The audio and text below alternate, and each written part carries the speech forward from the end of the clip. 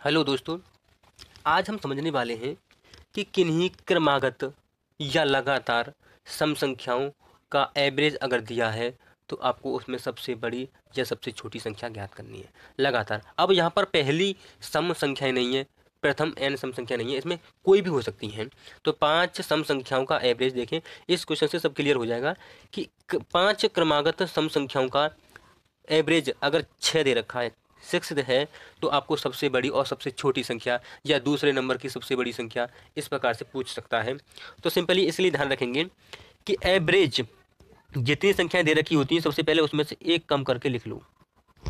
तो मैंने 5 में से एक कम कर दिया, मेरे पास बचेगा 4 बचेगा। इसमें से एक कम करके लिख लो। अगर सबसे बड़ी पूछता है तो एवरेज में जो कि मेरा 6 दे रखा है इसको जोड़ दो, तुम्हारा सबसे बड़ी संख्या आ जाएगी। अगर आपको सबसे बड़ी पूछ रहा है तो एक कम करने के बाद एवरेज में जोड़ दो, तुम्हारी सबसे बड़ी आ जाएगी। सबसे छोटी पूछ रहा है तो एवरेज में से उसे घटा दो। अब मुझे सबसे छोटी निकालनी है तो 6 में से मैं 4 को घटा दूंगा, मेरे पास सबसे छोटी संख्या आ जाएगी 2। अगर वो सभी पांचों संख्या को पूछता है तो 2, 4, 6, 8, 10 ये पांचों संख्या आ जाएंगी। पूछता है कि दूसरे नंबर की बड़ी कौन सी है, तो सबसे बड़ी तो तुम्हारे पास 10 है और ये सम संख्याएं हैं, तो दूसरे नंबर की जो बड़ी बैठेगी वो 8 बैठ जाएगी। अब देखो इसका दूसरा सवाल देखें इसी तरीके का। किन्हीं क्रमागत 7 सम संख्याओं का एवरेज 16 दे रखा है। 7 संख्या दे रखी है, सबसे पहले मुझे इसमें से एक कम करके लिख लेना है, बचेगा मेरे पास में 6। सबसे बड़ी पूछी है तो एवरेज में मुझे इस 6 को जोड़ देना है, 16 और 6 हो जाएंगे 22।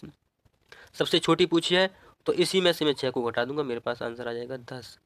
तो दोस्तों इस प्रकार से आप इजीली कर सकते हैं।